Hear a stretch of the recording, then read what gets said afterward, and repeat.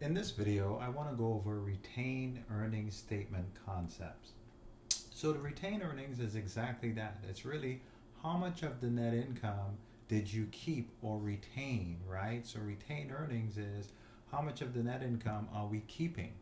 Okay, so in most cases, if beginning retained earnings is zero, it is a new company. So in this case, our beginning retained earnings is zero.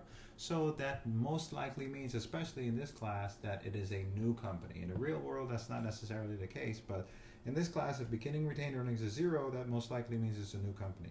Net income for the year, well, net income always comes from the income statement. So notice when we get the net income from the retained earnings statement, we get it from the income statement. So we take the net income from the income statement and we bring it over to the retained earnings statement.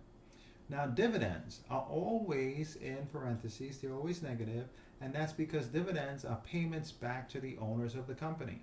So, what a dividend is you're taking the net income and you're giving some of that net income back to the owners of the company. So, that's what retained earnings are. Ending retained earnings is how much retained earnings is left over after paying out dividends. If I paid out $471,000 in dividends, then I would have zero retained earnings left over.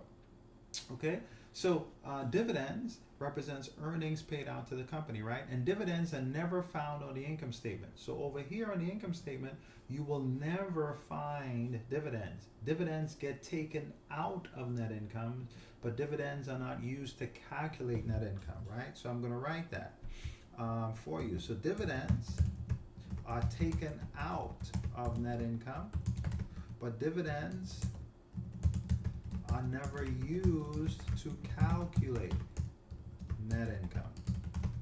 Okay? All right. And ending retained earnings goes to the equity section of the balance sheet. So here we have ending retained earnings, right? The ending retained earnings here goes to the equity section of the balance sheet. So here we have owner's equity, retained earnings. What is this retained earnings number? This retained earnings number is what's on the retained earnings statement.